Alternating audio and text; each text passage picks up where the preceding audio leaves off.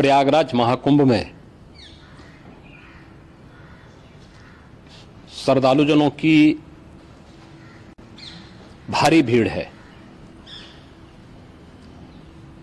लगभग 8 से 10 करोड़ श्रद्धालु इस समय प्रयागराज के अंदर मौजूद है। कल भी 5.5 करोड़ श्रद्धालुजनों ने महाकुंभ का स्नान किया था। ये जो भारी दबाव श्रद्धालुजनों के कारण और श्रद्धालुओं के संगम नोच पर जाने के कारण वहां पर एक बना हुआ है, लेकिन पूरा प्रशासन मौके पे वहां मौजूद है।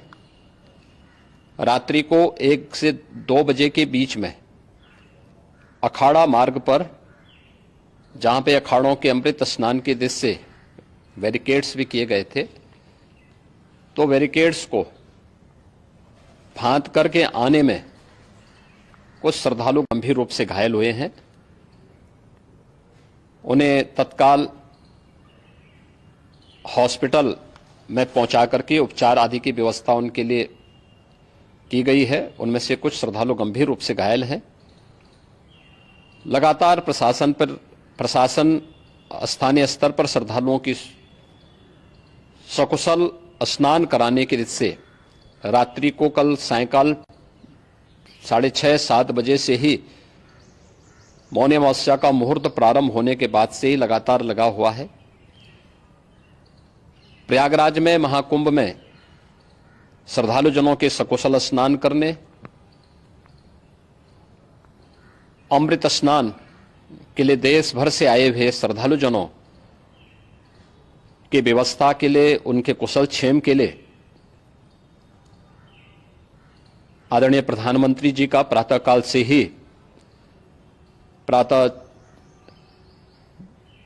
से ही उनके लगभग 4 बार प्रधानमंत्री जी ने हालचाल लिया है। माननीय गृह मंत्री जी ने, माननीय राष्ट्रीय अध्यक्ष भारतीय जनता पार्टी श्री जेपी नड्डा जी ने, माननीय गृह मंत्री श्री अमित शाह जी ने भी, और प्रदेश की माननीय राज्यपाल श्रीमती आनंदीबेन पटेल जी ने भी लगातार जानकारी लेकर के सभी के कुशल क्षेम और सकुशल स्नान कराने के बारे में निरंतर रिपोर्ट ले रहे हैं।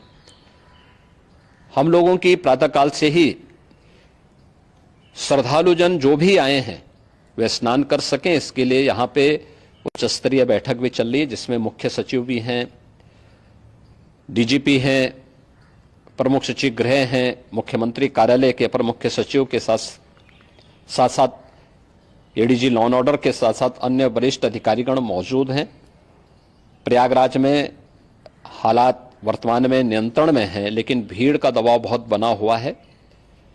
अखाड़ा परिषद से जुड़े हुए पदाधिकारियों के साथ मैंने स्वयं भी बातचीत की है।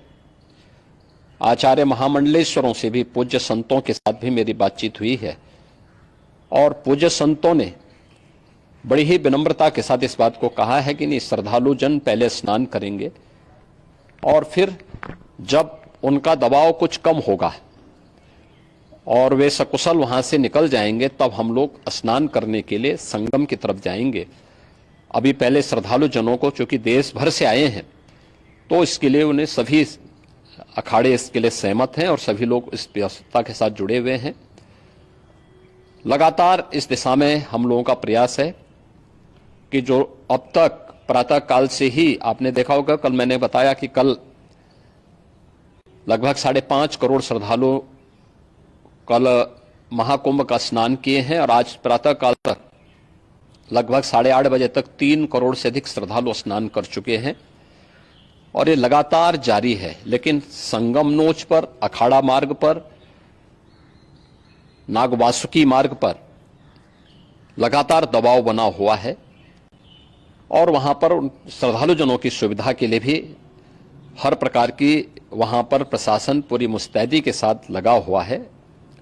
और इसीलिए मेरी अपील है पूरे प्रदेशवासियों से, पूरे देशवासियों से और सभी श्रद्धालुओं से भी सभी पूज्य संतों से भी कि अफवाह पर कोई ध्यान न दें, संयम से काम लें। यह सब आयोजन सभी लोगों का है। प्रशासन उनकी सेवा के लिए पूरी तत्परता के साथ लगा हुआ है। केंद्र और राज्य सरकार पूरी मजबूती के साथ वहां पर हर प्रकार का सहयोग करने के लिए तत्पर है।